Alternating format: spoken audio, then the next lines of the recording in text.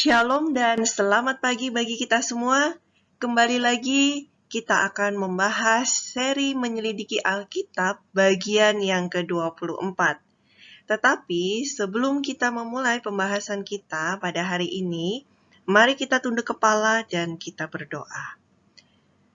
Bapa kami yang di surga, kami bersyukur karena pagi ini Engkau masih membangunkan kami.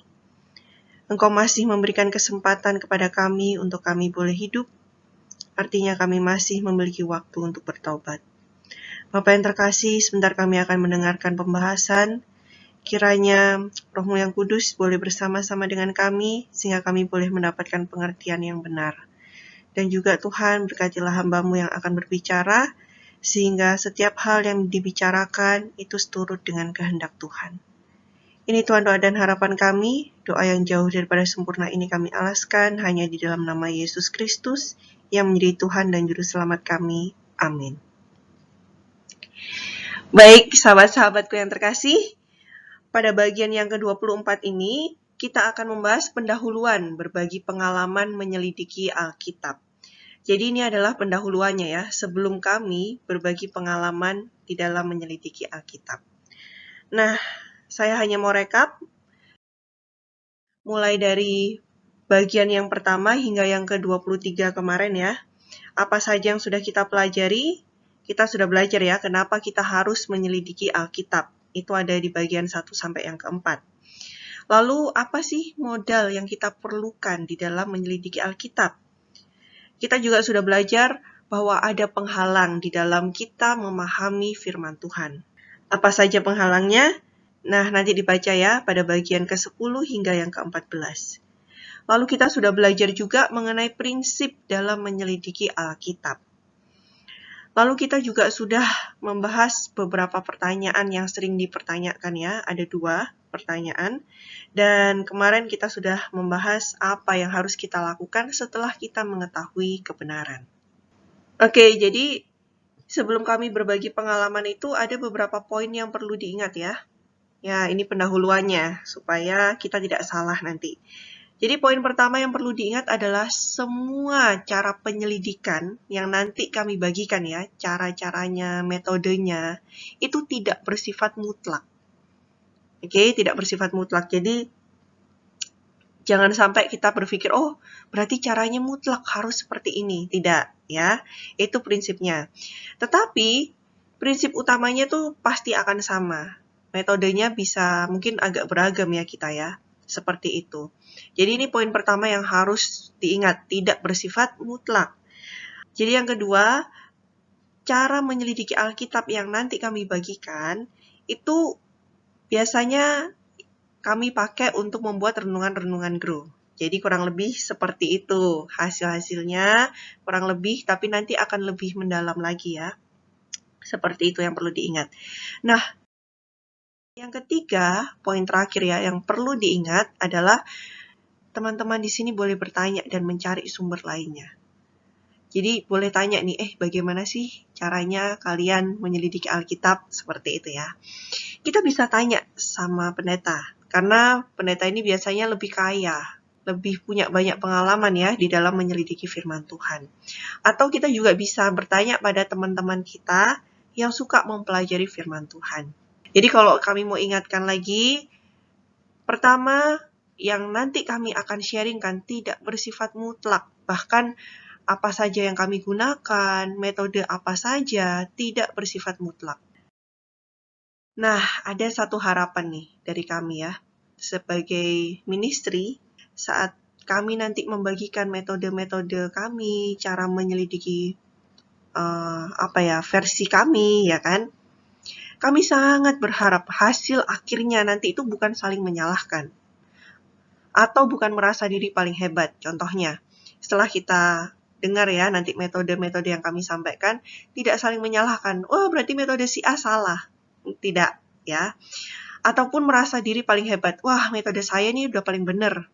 Yang lain, itu nggak bagus gitu. Tidak. Saya harap tidak ada di sini yang saling menyalahkan ataupun merasa diri paling hebat dan benar. Tetapi harapan kami adalah kita bisa saling menguatkan. saling membangun dan melengkapi satu sama lain. Jadi jika di sini nanti ada teman-teman yang misalnya mau berbagi ya, oh ya ada metode nih, kami caranya kayak gini, boleh sharing ke kami gitu, supaya saling menguatkan, membangun, dan melengkapi. Jadi kenapa kita harus saling melengkapi dan bukan saling menjatuhkan?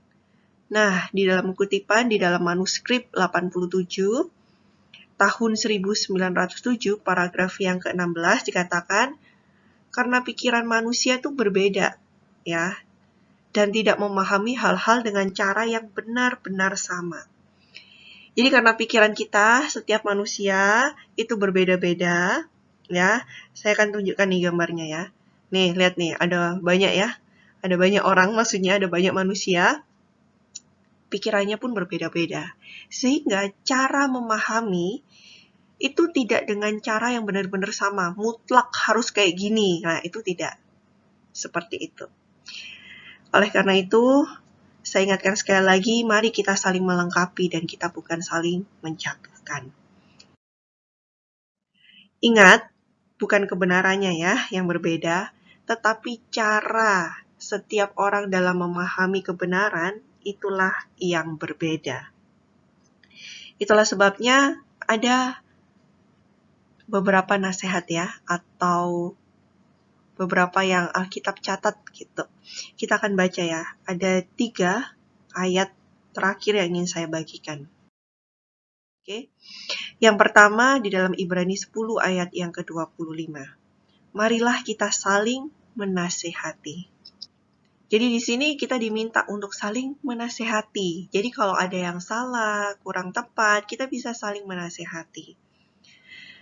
Lalu ingat juga apa yang dituliskan di dalam Roma 14 ayat yang ke-19, yaitu marilah kita mengejar apa yang mendatangkan damai sejahtera dan yang berguna untuk saling membangun. Ya, kita di sini diminta untuk saling membangun. Dan ayat terakhir yang ingin saya bagikan, yaitu di dalam 1 Timotius pasal yang keempat ayat yang ke-13. Dikatakan sementara itu sampai aku datang, nah ini perlu digarisbawahi ya. Apa yang dikatakan? Bertekunlah dalam membaca kitab-kitab suci, dalam membangun dan dalam mengajar. Jadi kita diminta untuk bertekun di dalam membaca kitab suci, di dalam membangun, dan di dalam mengajar. Ingat, pada akhirnya saat kita nanti selesai mempelajari cara-cara menyelidiki firman Tuhan, metodenya, semuanya ya, kita bukan mau saling menyalahkan atau merasa diri paling hebat atau paling benar. Tetapi biarlah kita boleh saling menguatkan, membangun, dan melengkapi satu sama lain. Sekian pembahasan kita pada pagi ini. Sebelum kita tutup dalam doa, saya mau ingatkan lagi jika ada hal-hal yang ingin ditanyakan, boleh langsung menghubungi kami di nomor WA kami, di sini ada tertera, ataupun melalui Instagram, Facebook, dan juga bisa di kolom komentar YouTube ini. Oke, karena kita mengawali dengan doa, mari kita akhiri dengan doa. Kita bersatu dalam doa. Bapa kami yang di surga, kami mengucap syukur untuk pembahasan hari ini. Mungkin dari masing-masing kami, poin-poin atau pelajaran yang kami dapatkan melalui pembahasan ini berbeda. Tetapi Tuhan, hamba-Mu secara pribadi diingatkan. Biarlah kami ini boleh saling menguatkan satu sama lain, bukan saling menjatuhkan. Kami melengkapi satu sama lain, bukan merasa diri paling hebat. Ajari kami Tuhan untuk kami boleh rendah hati. Biarlah kami boleh memiliki roh Kristus, sehingga di dalam setiap kehidupan kami, perkataan kami, perbuatan kami, bahkan di dalam pikiran kami ini boleh selalu seturut dengan kehendak Tuhan. Bapa, kami akan beraktivitas pada pagi ini, biarlah Engkau sertai setiap langkah kami. Kami mau serahkan seluruh kehidupan kami ini ke dalam tangan-Mu, biarlah kehendak-Mu yang jadi dalam kami, bukan kehendak kami. Di dalam nama Yesus Kristus, kami sudah berdoa dan mengucap syukur. Amin. Baik, selamat pagi semuanya, selamat beraktivitas dan Tuhan